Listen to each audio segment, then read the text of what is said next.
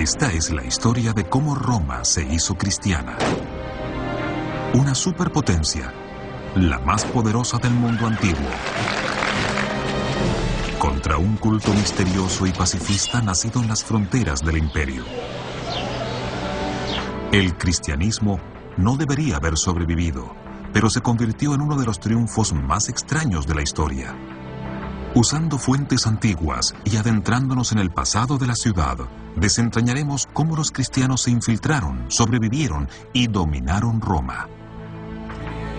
Veremos cómo, desde sus primeros mártires, ocuparon el poder de sus supuestos opresores para esparcir su mensaje. El Imperio Romano cayó hace mucho tiempo, pero de sus ruinas surgieron iglesias. Roma al desnudo.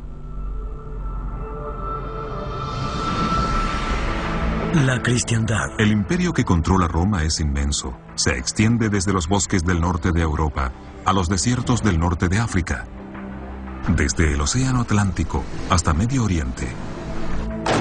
Por eso no es extraño que la ejecución en Jerusalén de un desconocido rebelde llamado Jesús en el año 30 pasara casi inadvertida.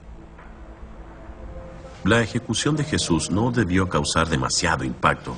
Sería igual que si en Nueva York ejecutaran a un ladrón. Esto quizás salga publicado en una esquina de la página 35 del New York Times.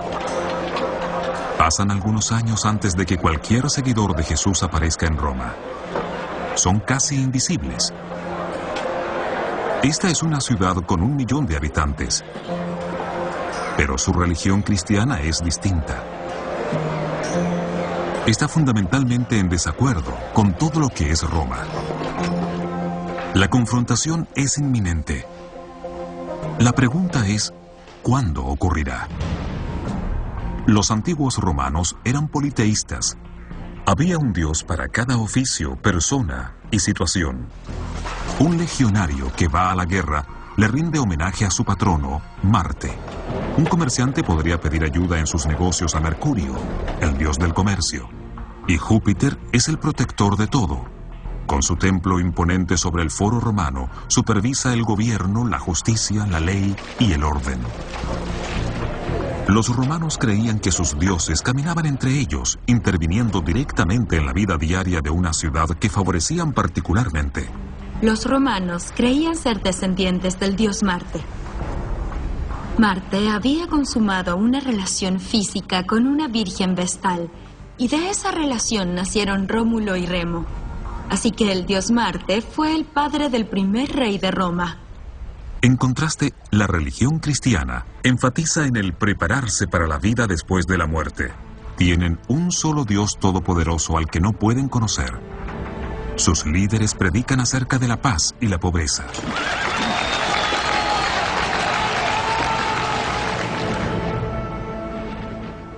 La vida romana no hace mayor distinción entre el poder político y el espiritual.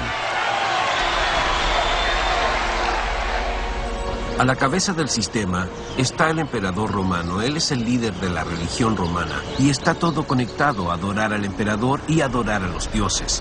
Era un lugar lleno de cultos, templos y santuarios. Así era Roma.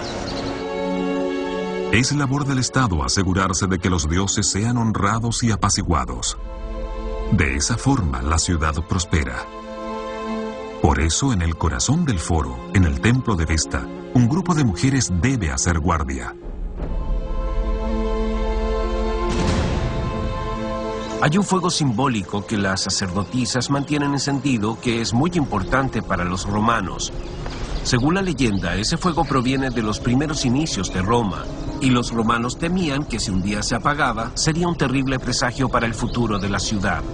La sagrada confianza que se deposita en estas mujeres, las vírgenes vestales, las hace las mujeres más poderosas de la ciudad. Hay 6 vírgenes vestales. Son elegidas en su niñez por el sumo sacerdote, el emperador. Dedican sus vidas por 30 años a la diosa Vesta. Su castidad y pureza mantiene a la diosa contenta. Pero si ellas obtienen el mérito por la buena fortuna de la ciudad, también se considera que al ocurrir un desastre como una mala cosecha, una derrota militar o un brote de guerra, es porque ellas están fallando. pensaban, algo salió mal. Los dioses están enojados, así que una de las vestales no es casta. Y cuando la acusaban de no serlo, la enterraban viva. Es una lección que los cristianos deberán aprender. La religión y el Estado romano van tan de la mano que una amenaza a uno de ellos será visto como una traición al otro. Y Roma contraatacará.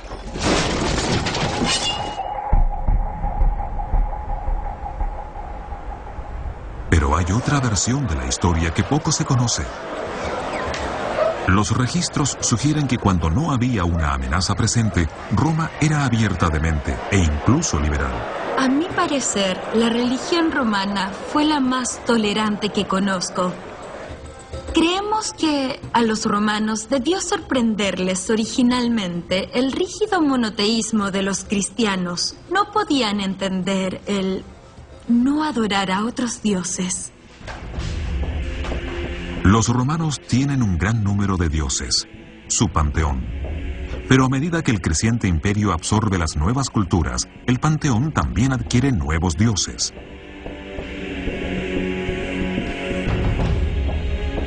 Por ejemplo, admitieron una diosa de Egipto, Isis, la cual prometía la salvación a quienes la adoraban. Admitieron a Mitra, un dios quizás de Persia.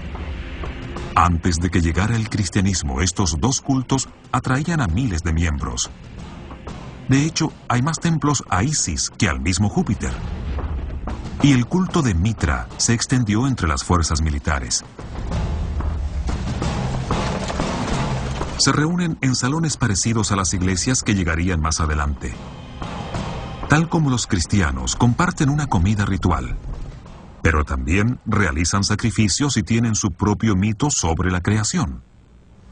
En el centro de un salón que servía para honrar a Mitra, había un relieve, una escultura o una pintura que mostraba el evento original, el Mitra tauróctono, donde sacrifica al toro. Al matarlo y derramar su sangre, Mitra liberó una fuerza que alimentó al universo. Como no niegan a los dioses romanos, quienes adoran a Mitra y a Isis viven en paz. Los cristianos sí serán perseguidos. Pero solo el cristianismo será capaz de convertirse en una religión mundial. A las autoridades romanas les toma un tiempo identificar este movimiento que crece en sus ciudades. Al principio, solo ven a los cristianos como parte de una tradición judía. Naturalmente, el cristianismo empieza con una religión judía. Jesús era judío. Y los primeros cristianos se sentían judíos. Y el Estado no tiene problema con dejar tranquilos a los judíos. A pesar de que 1 de cada 10 personas era judía, había 2 razones por las que no eran una amenaza. Primero, no les interesaba convertir a otros. Para ser judío necesitas tanto el linaje como la fe.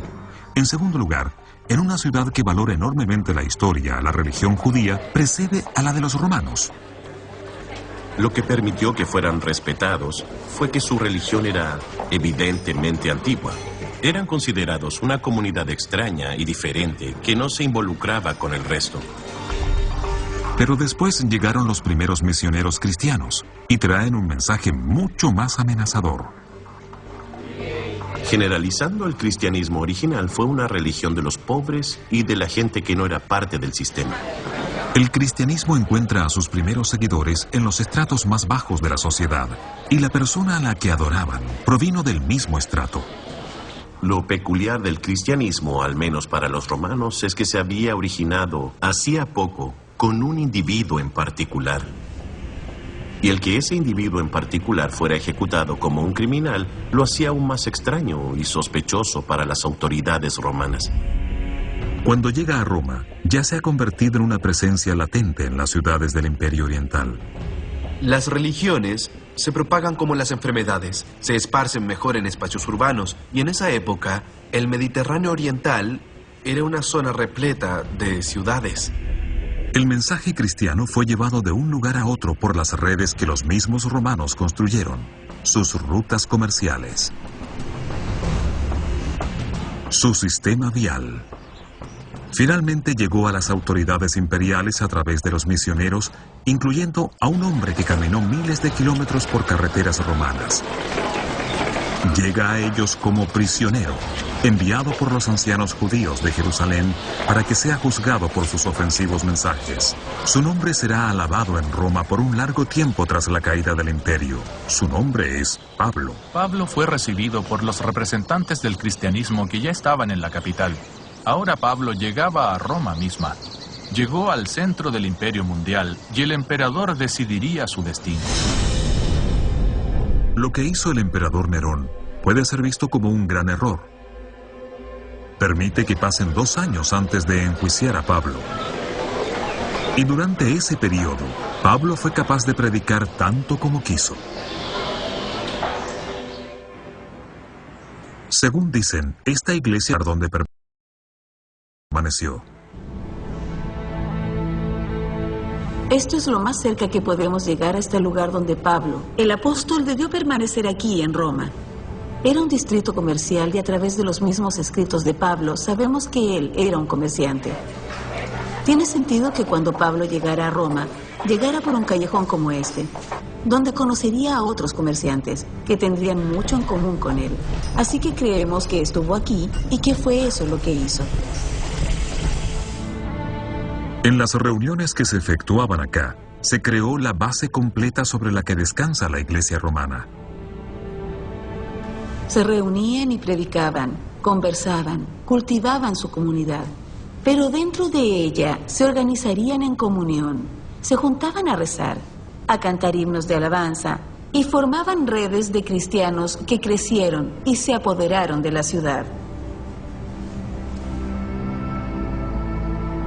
El mensaje que Pablo y los demás esparcían dividía a quienes lo escuchaban.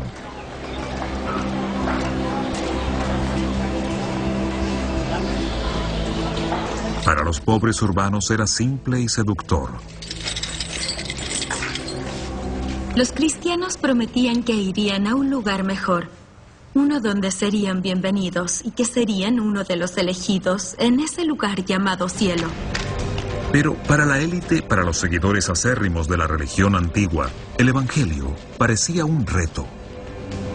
Se citaba a Jesús diciendo: no traigo la paz, sino la espada. Si yo fuera un romano en las calles del siglo I o II después de Cristo, me daría curiosidad este nuevo Dios. Los justos serán llevados al reino del cielo y los injustos serán lanzados a un horno. Casualmente, un incendio se acerca. Quemará más de la mitad de Roma. Y el emperador se asegurará de que sean los cristianos quienes paguen.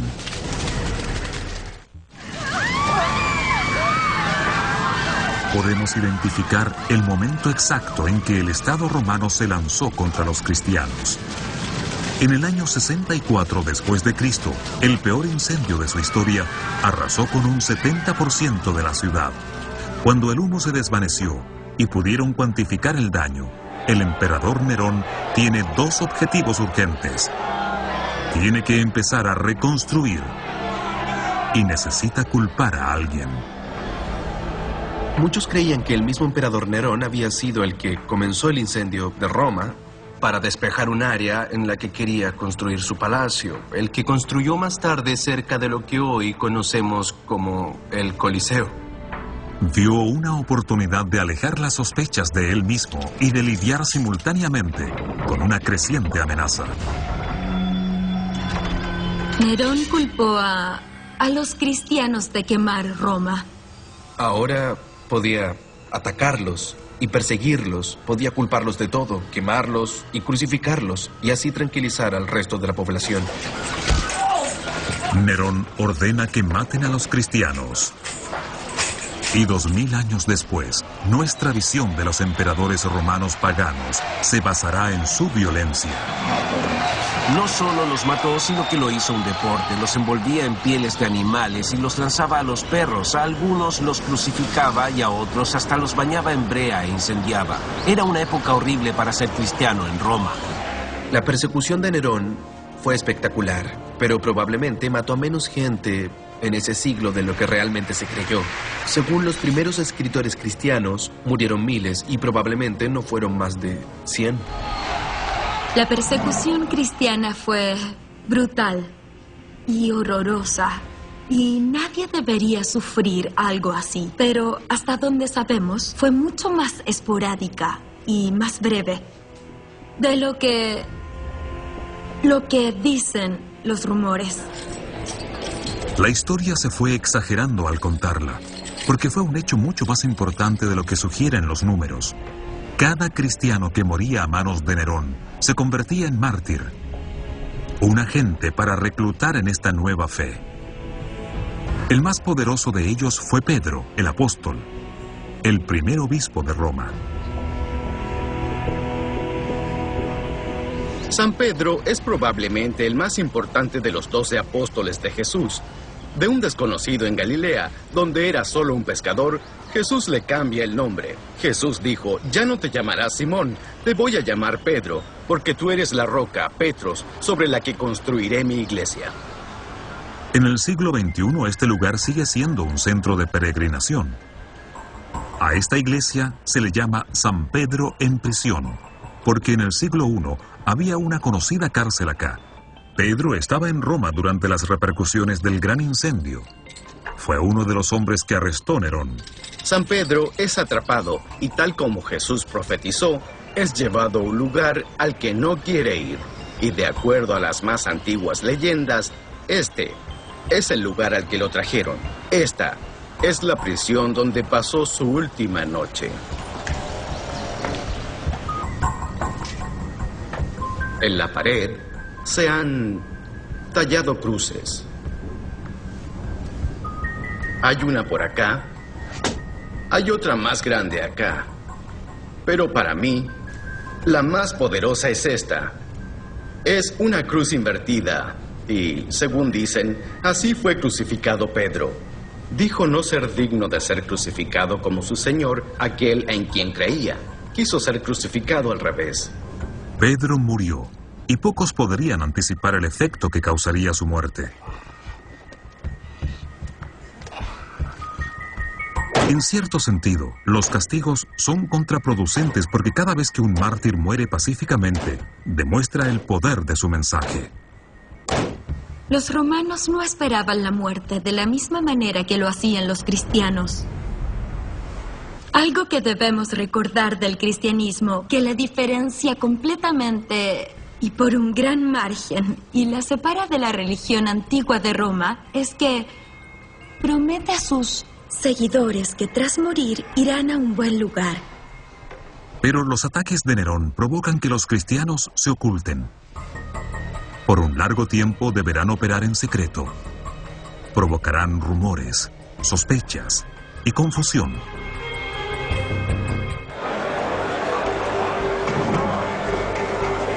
En sus primeros 300 años de historia, el cristianismo es una religión prohibida.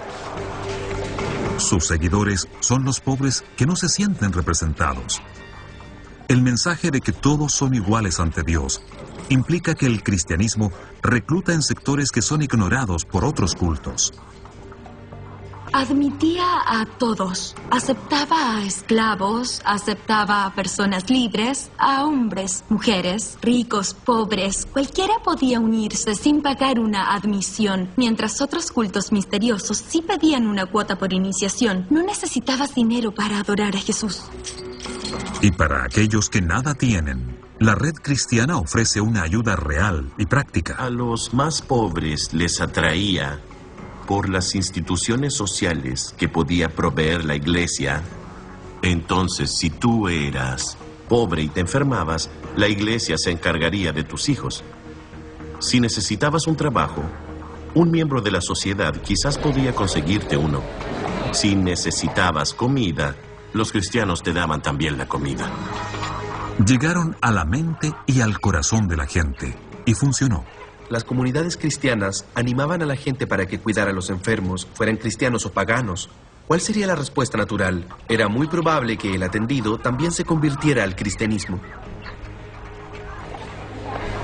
De hecho, el programa cristiano de asistencia sanitaria fue tan exitoso que vivían más años. Hay oleadas de enfermedades epidémicas que arrasan el Mediterráneo oriental y acaban con una gran parte de la población. Algunos estiman que hasta un 35%. Los cristianos cuidaban mejor que los paganos y por eso su comunidad tiene más oportunidad de sobrevivir. Consiguen un alto índice de conversión, baja la mortalidad infantil, aumenta la expectativa de vida. Toma tiempo, pero la marcha de los cristianos es imparable. Entre una población de alrededor de unos 60 millones, los cristianos eran cada vez un mayor porcentaje. 10 años después de la muerte de Cristo, había 1000. Y en el año 250, ya eran 1.100.000 cristianos. El cristianismo y las autoridades se acercan a lo que sería otro gran enfrentamiento.